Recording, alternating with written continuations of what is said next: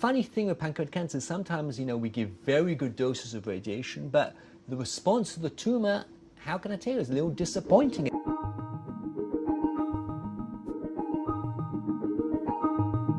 So the question was, how is it that pancreatic cancer is so resistant to radiation?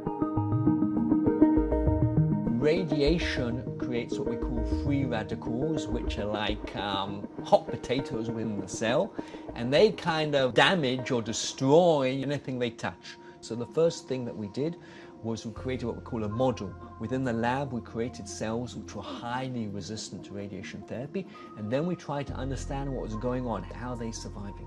What we've discovered is they have a different metabolism.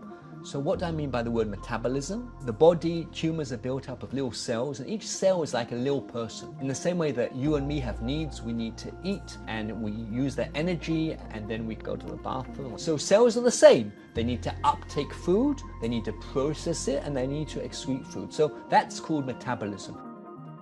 The conclusion of many years of research, we've shown that cancer cells, especially those which are resistant to radiation, they process sugars, glucose, in a different way compared to regular pancreatic cancer cells. The cell absorbs the sugar, the glucose, and it undergoes a process of breakdown called glycolysis, which is where it's broken down and then it's processed by these kind of things called mitochondria, who then break it down and create energy.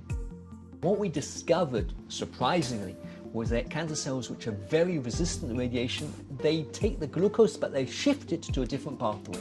Instead of going through glycolysis, they go through a process called the pentose phosphate pathway, the PPP, and the cell breaks down the sugar, the glucose, not for the purpose of energy. It breaks down the sugars for two purposes.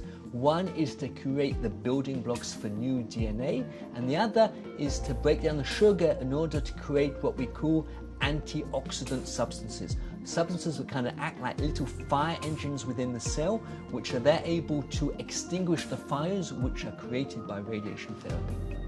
The cell has a system of using substances which are able to quench these free radicals, able to kind of cool down these hot potatoes and enable the cell to survive. And it appears that they do that by really upregulating the pentose phosphate pathway. It's good if you're the cancer cell and you're trying to survive. It's not so good if you're the human and you want to get over your cancer.